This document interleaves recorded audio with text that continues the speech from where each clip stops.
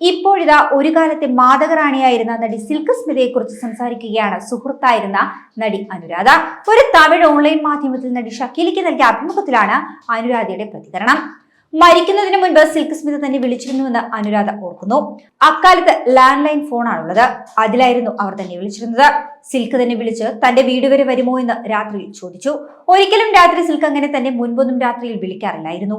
അപൂർവമായി വൈകുന്നേരങ്ങളിൽ മാത്രമായിരുന്നു സിൽക്ക് തന്നെ വിളിക്കാറുള്ളതെന്നും അനുരാധ ഓർക്കുന്നു. സിൽക്ക് വിളിച്ചപ്പോൾ എന്താണ് അത്യാവശ്യമെന്ന് താൻ തിരിച്ചു ചോദിച്ചു. നീ വാ, നിന്നോട് എനിക്ക് കുറച്ച് സംസാരിക്കാനുണ്ടെന്ന് സിൽക്ക് തന്നോട് പറഞ്ഞു. തന്റെ ഭർത്താവ് സതീഷ് രാത്രി 9:30 വരും, എന്നാലും ഇപ്പോൾ തന്നെ നിന്റെ അടുത്ത് വന്നേ പറ്റുമെങ്കിൽ താൻ വരാം, അതല്ല എങ്കിൽ രാവിലെ മകനെ സ്കൂളിൽ വിട്ടതിന് ശേഷം നിന്നെ വന്ന് കണ്ടാൽ മതിയോ എന്ന് താൻ തിരിച്ചു ചോദിക്കുകയും ഒടുവിൽ വരാമെന്ന് താൻ സിൽക്കിനോട് പറഞ്ഞു. എന്നാൽ പക്ഷേ ഇപ്പോൾ വേണ്ട, നാളെ രാവിലെ വന്നാൽ മതിയെന്ന് സിൽക്ക് തന്നോട് മറുപടി പറഞ്ഞുവെന്നും അനുരാധ പറയുന്നു. എന്നാൽ പക്ഷേ പിറ്റേ ദിവസം രാവിലെ താൻ അറിഞ്ഞത് സിൽക്ക് സ്മിത ആത്മഹത്യ ചെയ്ത വാർത്തയാണെന്നും അനുരാധ പറയുകയാണ്. അത് കേട്ട് താൻ ശരിക്കും ഷോക്കായി പോയെന്നാണ് അനുരാധ പറയുന്നത്.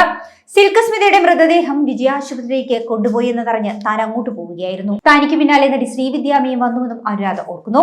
സിൽക്ക് സ്മിതയുടെ മൃതദേഹം എവിടെയാണെന്ന് തങ്ങൾ ഹോസ്പിറ്റലിൽ ചെന്ന് തിരഞ്ഞു കഴിഞ്ഞപ്പോൾ ഒരു മൂലയിൽ സ്ട്രക്ചറിൽ കിടത്തിയിരിക്കുകയാണ് സിൽക്കിന്റെ മൃതദേഹത്തെ. അപ്പോഴേക്കും സിൽക്ക് സ്മിതയുടെ ദേഹത്ത് ഈച്ചകളൊക്കെ വന്നിരുന്നു. ആളുകൾ കാണാൻ എത്രമാത്രം ആഗ്രഹിച്ചിരുന്ന നടിയാണ് സിൽക്ക് എന്ന് താൻ ഓർത്തു. ആ നടിയുടെ ചേതനയേറ്റ ശരീരം ഇപ്പോൾ ഈച്ചയായിരിക്കുന്നു. അത് കണ്ടിട്ട് താനും ശ്രീവിദ്യാമയും കൂടി ഈച്ചകൾ വരാതിരിക്കുവാൻ സിൽക്കിന്റെ മൃതദേഹത്തിൽ വീശിക്കൊണ്ടിരുന്നുവെന്നും അനുരാധ ഓർക്കുകയാണ്. സിൽക്ക് സ്മിതയെ അങ്ങനെ ഒരു സ്ഥിതിയിൽ കണ്ടത് തനിക്ക് സഹിക്കുവാൻ പറ്റിയില്ല എന്നും അനുരാധ വ്യക്തമാക്കുന്നു. തന്റെ വ്യക്തിപരമായ കാര്യങ്ങളെക്കുറിച്ചൊന്നും സിൽക്ക് സ്മിത ഇവിടെയും സംസാരിക്കാറുണ്ടായിരുന്ന ആളായിരുന്നില്ല. എന്നാൽ പക്ഷെ അന്ന് രാത്രി സിൽക്ക് തന്നെ വിളിച്ചപ്പോൾ താൻ പോകേണ്ടിയിരുന്നു എന്ന് ചിന്തിച്ച് താൻ വിഷമിച്ചിരുന്നു. പക്ഷേ സിൽക്ക് അവളുടെ പ്രശ്നങ്ങൾ ആരോടും പറയുമായിരുന്നില്ല. ഒരുപക്ഷെ താനെന്ന് അവളുടെ അടുത്ത് പോയിരുന്നുവെങ്കിൽ അവളെ സമാധാനിപ്പിക്കുവാൻ തനിക്ക് പറ്റിയേനെ എന്നൊരു ചിന്ത ഒരുപാട് വർഷം തന്നെ അലട്ടിയെന്നാണ് അനുരാധ പറയുന്നത്. അതുപോലെ തന്നെ സിൽക്ക് സ്മിത മദ്യപാനിയാണെന്ന് ഗോസിപ്പ് ഉണ്ടായിരുന്നു. എന്നാൽ പക്ഷെ അവർ മരണസമയത്തൊന്നും മദ്യപിച്ചിട്ടേ ഉണ്ടായിരുന്നില്ല.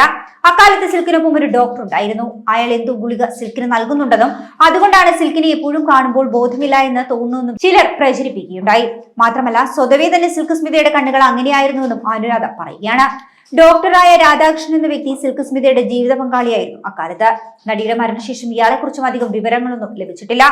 സിനിമാ ലോകത്തിന് മറക്കുവാൻ പറ്റാത്ത നടി കൂടിയാണ് സിൽക്ക് സ്മിത. മാദകതാരമായി വൻ തരംഗം സൃഷ്ടിച്ച സിൽക്ക് സ്മിതയുടെ ജീവിതത്തിലും മരണത്തിലും ദുരൂഹതകൾ ഏറെയാണ്. 1996 ആത്മഹത്യ ചെയ്യുകയായിരുന്നു നടി. ആത്മഹത്യയുടെ കാരണം എന്തെന്ന് ഇന്നും കൃത്യമായി ആർക്കും അറിയില്ല. സിനിമയ്ക്കകത്തും വ്യക്തി ജീവിതത്തിലുമൊക്കെ ഒത്തിരി ദുരനുഭവങ്ങൾ നേരിടേണ്ടി വന്നിട്ടുള്ള ആൾ കൂടിയാണ് സിൽക്ക് സ്മിത. പ്രണയിച്ചിരുന്നവർ പോലും പണത്തിനും പ്രശസ്തിക്കും വേണ്ടി നടിയെ ഒരുപാട് ഉപയോഗിച്ചു. ഒടുവിൽ ആത്മഹത്യ എന്ന തീരുമാനത്തിലേക്ക് നടി എത്തിച്ചേരുകയായിരുന്നു. സിൽക്ക് സ്മിത മരിച്ചിട്ട് വർഷങ്ങൾക്കിപ്പുറവും നടിയെ മറക്കുവാൻ സിനിമാ ലോകത്തിന് കഴിഞ്ഞിട്ടുമില്ല.